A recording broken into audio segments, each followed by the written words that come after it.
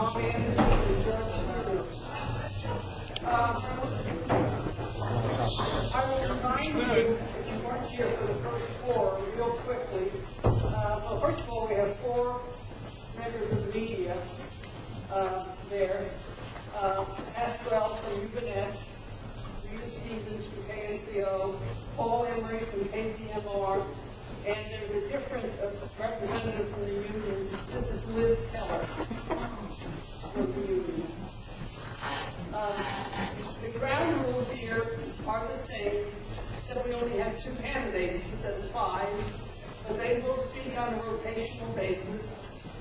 They do numbers, and they're sitting in 1 and 2.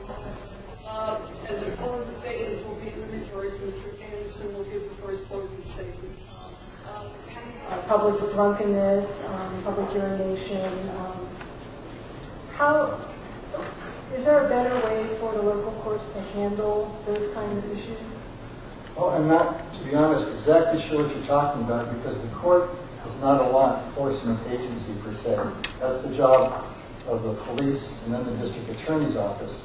There are issues recently brought up, and I think maybe what you're talking about is in downtown Grass Valley, Nevada City, the life crimes, as I refer to them, which is blocking the sidewalks, the littering, the public drunkenness, interfering with citizens trying to go down and shop, those type of things.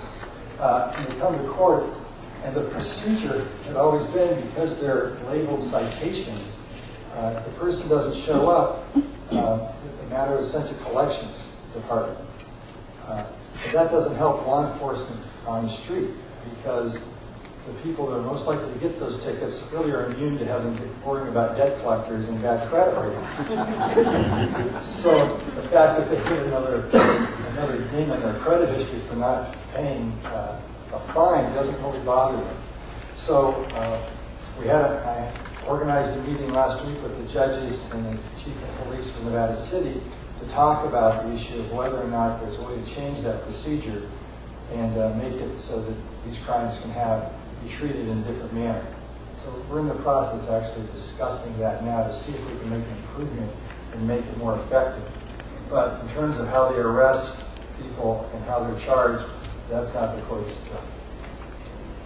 Mr. Smynros.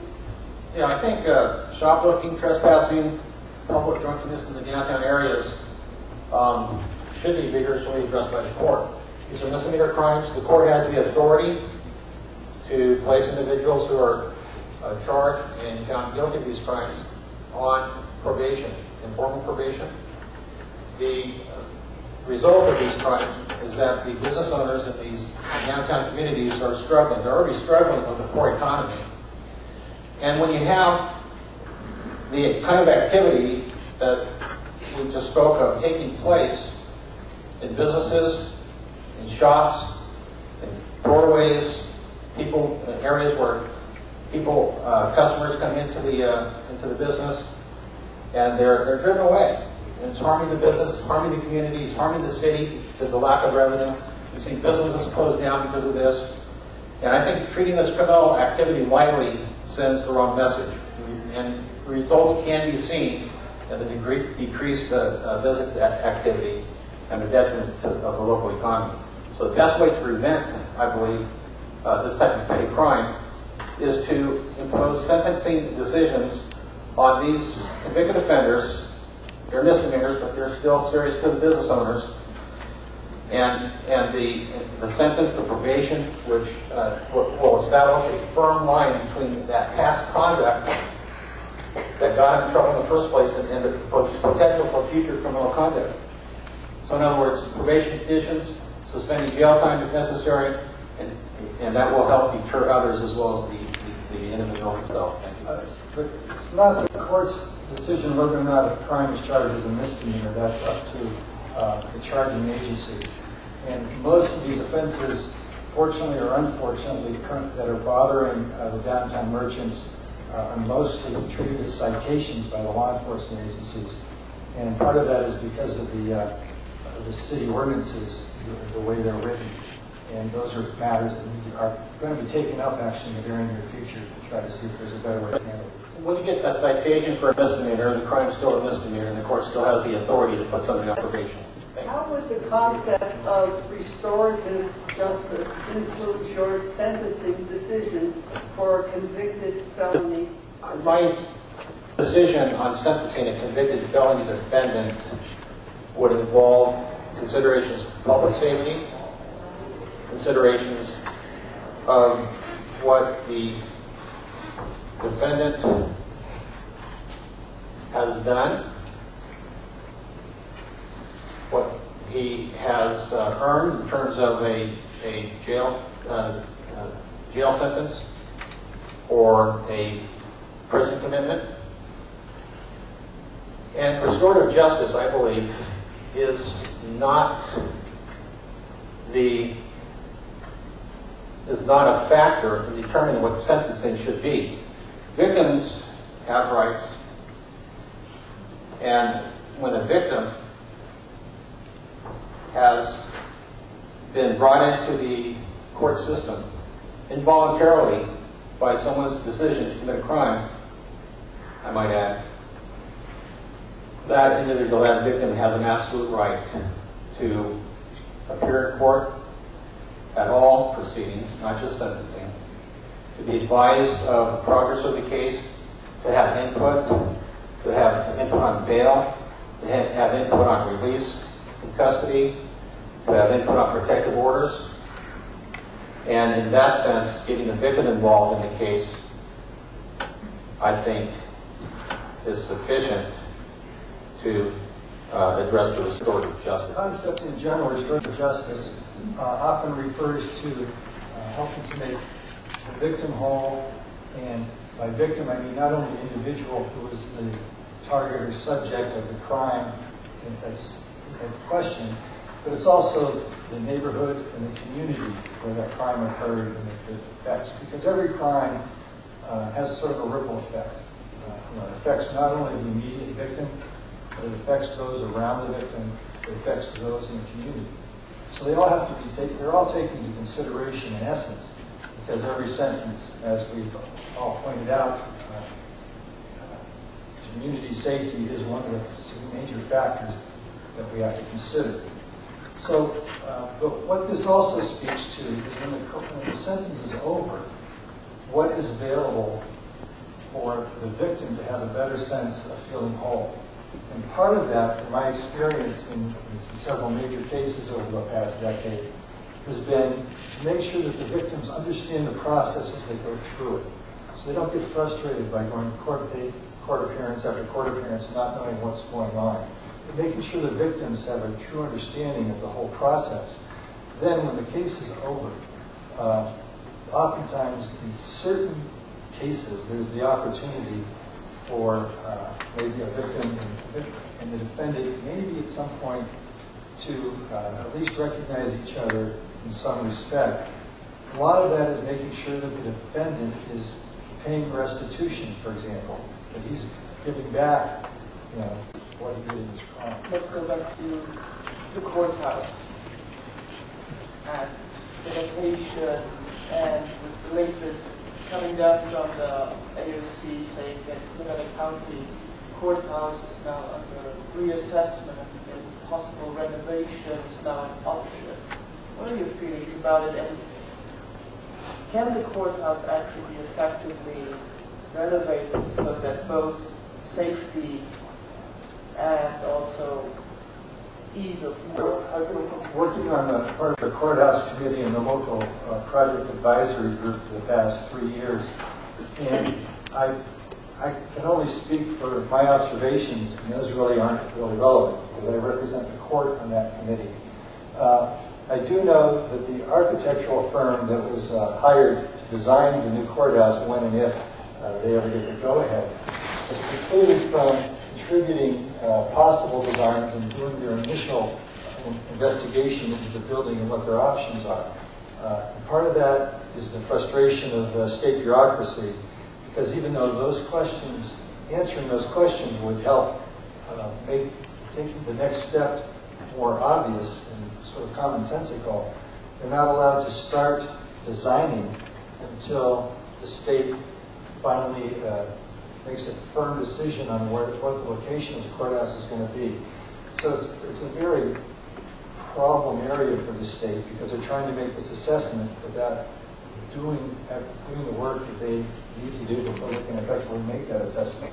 We do know that the building, the historic building, the old part of the building, the oldest part, I should say, since they're both built now, was built in 1857, and it's the same interior walls that were built then. When they did the modification in 1931 or 33 and put the deck cover on it, they left the same walls up. So those are the courthouse can be rehabilitated and improved in its present location as they go for it. How will you work with the neutral third-party mediators? Well, not having a lot of experience in family law, I believe that's where that question is coming from, I would think. I am, as I said earlier, I'm willing to take on whatever learning curve I need to take on in order to be an effective judge. If a third-party mediator is neutral, then I'm going to treat that individual with respect. I'm going to ensure that all parties to the mediation have their rights recognized, that proper rules and procedures are followed, and that everybody will have the opportunity to be heard, and any decisions resulting from those discussions will take into consideration everyone's. Third-party mediators are used in family law, but when I took over the civil department, I initiated a program bringing in third-party neutrals to assist in other civil areas, especially high conflict areas like people seeking temporary restraining orders against their neighbors or family members, and also in eviction matters, things that are very highly contentious. And I found that by bringing in mediators, we were able to provide a forum for these folks to come together and have an opportunity to resolve their matters in a way where they both felt that they had a contribution to the solution. And in fact, we've had great assistance from the volunteer mediators from the local conflict resolution center who's provided the mediators for this purpose. So what we've been able to do is resolve almost 90% of these cases resolved by mediation instead of having an adversarial hearing in the courtroom. And what that does is allows these folks to be able to resolve these matters, vent their feelings, and be able to work through it with the help of the mediator to resolve these issues. It's been a great help to the court to reduce the amount of hearings that are done before the judge, and some of these hearings could take up a really long time. Because they're resolved now by using mediation, it's been able to be really effective and efficient at the same time. Do we have enough courts and judges to handle the caseloads in a timely manner? As a presiding judge, I would say we could use a little bit more help. But we're doing our best to get the job done with the staff we have. The real problem actually isn't as much with the number of judges right now, it's with court staff, because as anybody knows or can figure out, it's the clerks that do the heavy lifting all day and have to process everything that goes on. So whatever a judge says in the courtroom, a court clerk has to not only take it down, but make it happen. Put it in the record, if there's orders that have to be sent out, that have to be sent out. Different agencies have to be notified, the police, CPS, whatever it is. So, and what would happen in the last 4 years, we lost $500,000 of our little court budget. And it's impacted, we've lost 13 staff. And you can imagine in a small court like ours, 13 bodies are a lot of bodies. And that means that existing clerks have to pick up that burden and still get the work done with less. So more judges is not the solution right now. We need more staff. Yeah, I think the current number of judges and courtrooms are adequate. I believe that if the courts would handle cases in a timely manner, require the attorneys who come into court to be prepared, and the judge himself to be prepared, that will result in less continuances in court. I've had conversations with attorneys and court personnel dealing with essentially cases being continued unnecessarily for weeks on end. And every time that happens, the calendar gets congested, parties are inconvenienced, it's more costly for the attorneys, or to pay the attorneys coming to court for individuals who have retained counsel. And that's one way, I think, of resolving or using the existing resources is to deal with the cases when they come to court and stop continuing the cases. There's an article in the Union from September 16th of last year. There was a case on the calendar involving a sentencing issue, or actually a motion to suppress. The case had been continued 4 times because the judge in that case, after doing a lot of research, this is a quote, "I changed my mind, then I changed my mind again. I don't have an opinion for you today." So by dealing with these cases, when they come on the calendar and not continuing the cases unnecessarily, I think that would go a long ways towards moving the caseload along. Rebuttal, 30 seconds. The judges that work in Nevada County work extremely hard. There's not one of them that works less than almost probably at least 50 hours to 60 hours a week. And it's a hard-working crew. Nothing is done thoughtlessly or foolishly or without reason. If you are elected or re-elected, what are your goals for the next 6 years?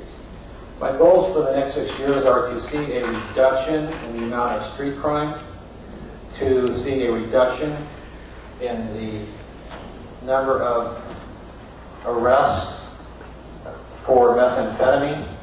When we moved to this county 25 years ago, my wife and I moved here so we'd have a decent place to raise our family, and it was. When I was the deputy district attorney here in the early 90s, it was. Unfortunately, that's not the case anymore. If you can open up the Union newspaper any day of the week and read about methamphetamine arrests, drunk, guns and weapons. April 25th, 4 arrested at a search of a residence for possession of controlled substance, methamphetamine. April 6th, Nevada City man arrested on statutory rape and methamphetamine charges. April 4th, 3 arrested in a drug bust, one of them a 17-year-old boy, methamphetamine again, 128 grams of methamphetamine. And it goes on and on. Any day of the week, you can open up the paper and read about this problem we're having. It's a cancer, methamphetamine is a cancer, and it's destroyed this community. My goal would be to hold offenders accountable, to make sure that those individuals who are placed on probation for these types of crimes follow the rules of probation. If they violate probation, they're going to know that there's going to be a consequence instead of getting reinstated over and over again and continuing to get released out into the community. Over the next term of office, I think my first focus would be to keep what's working. That is to continue to seek solutions to enhance programs that have been proven to be very effective in reducing recidivism and helping people get back into the community in a positive manner. In other words, help make our community safer using these programs.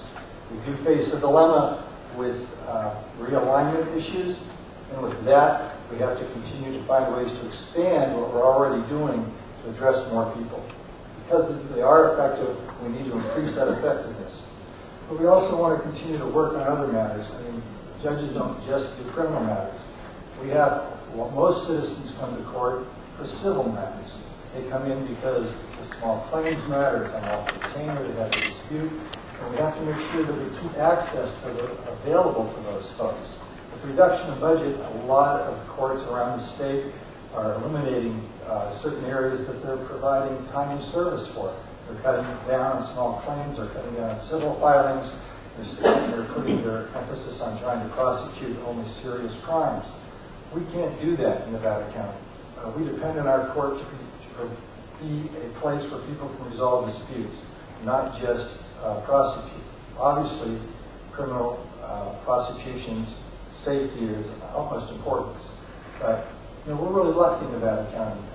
As Sheriff Royal has said, we have a really low crime rate, and there's a reason for that. We have diligent law enforcement agencies in town. We're doing their In Nevada County, we've implemented what's known as Laura's Law, and I believe we are still the only county in the state that's actually enacted it. Do you think that Laura's Law is effective, and are there any problems being the only county that has implemented it? Laura's Law has proven to be incredibly effective. Laura's Law is designed ostensibly to help those people with severe mental illness who are in danger of becoming forcibly hospitalized, and they have a history of hospitalizations or arrest as a result of their mental illness. Laura's Law allows someone to be reached out, intervened, to try to get them to accept services voluntarily if at all possible, and brought to court if necessary. And what we've shown is by having Laura's Law, everybody that we reach out to, 2/3 of them accept services without having to be brought to court. And those that come to court, almost all of them eventually accept services. And what this does is, first of all, it gives the families of these folks some hope that they can, their family, their loved ones, will not have to suffer the trauma that they would otherwise suffer if they ended up being 5150, which is returned for forcibly hospitalized after they become a danger to themselves or others. So we reach out in that manner. But also significantly is the amount of money it saves the county, because the costs of forced hospitalization is huge. And we found that for every dollar we invest in a Laura's Law case, we get back $1.81. So it's immensely successful. Yes, I think it's probably successful for the individuals who have been subject to Laura's Law. My understanding is that the county actually enacted the program in 2008, although the legislation was enacted in 2002. The county became a participant in 2008. And since 2008, 4 individuals, I believe, have been subject to the Laura's Law provisions here in Nevada County. It has not been adopted by any other county in the state, but I think that it should. Just from our own experience in our own extended family, we've seen situations where the provisions of Laura's Law would have been extremely beneficial. It's up for an extension in front of the legislature right now, and it's my hope that the legislature will extend Laura's Law an additional 60 days. Not really relevant of clarification. Laura's Law has been activated for 40 people in the last time we've had it in place. There's only been 4 contested hearings. There's been 15 court cases revolve around that, but only 4 ended up being contested. And it did, our Nevada County's implementation of Laura's Law, which is also referred to as assisted outpatient treatment, received a state and a national award in the last 2 years. Certainly I haven't answered all of your questions in the short time, in the short hour that we've had here. But I'll be around if you have any questions to ask me, and you can always go to my website, judgetomanderson.com. But I've served as a judge for the past 5+ years. I've worked hard to help create some successes and problems, especially dealing with recidivism, addiction, and mental health issues, and solving some access and resolving issues in civil matters as well. Because a judge does more than just sentence people. There's a lot to the job, and I think I've proven over my time on the bench that I have the qualities, the experience, and the skills necessary to do a good job. I'm committed to keeping politics, bias out of the decision-making process. Every case that comes before me, I focus on the facts of that case, and the law and the Constitution, and that's it. You cannot have politics involved in making of a decision. I also am proud And I've received the endorsements of the current sitting judges, the retired judges in Nevada County, and most of the presiding judges and other judges throughout Northern California. That makes me very proud because judges in other counties don't endorse needlessly or purposelessly. They see my work, they see me as a judge, they see me as a presiding judge, and so I really thank them for their endorsements. I believe that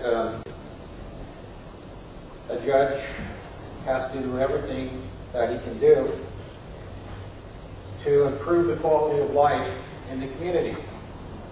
And from the evidence that's before us every day in the newspapers, out on the street, the harm that's being done to our children, the harm that's being done to our community, our families, by the increase in crime, the increase in drug use, I think is extremely detrimental. So I believe the judge must do everything he or she can to prevent someone from reoffending. If someone is convicted and placed on probation in my court, I will impose a sentence that will guarantee that that individual, if that person violates probation, that they will have the opportunity to realize the consequences of their violation. I cannot comprehend, I don't want to see anyone continue to violate probation, continue to break the law, and drive themselves down that path of self-destruction. And that's what's happening on these repeated offenders who continue to violate probation. It's not good for the individual, it's not good for the community, it's not good for public safety. If I will do my part to help revise the bail schedule in Nevada County to bring it up to the requirements of the penal code. Because as it stands now, the bail schedule is woefully inadequate and does not address the issues that it's designed to address. Number one priority for bail is public safety, and I will ensure that that happens. Thank you. Thank you. On behalf of the League, I want to thank the candidates not only for running, but for coming here tonight. I want to thank the audience and the media participants for their questions and the League members being assisted here tonight.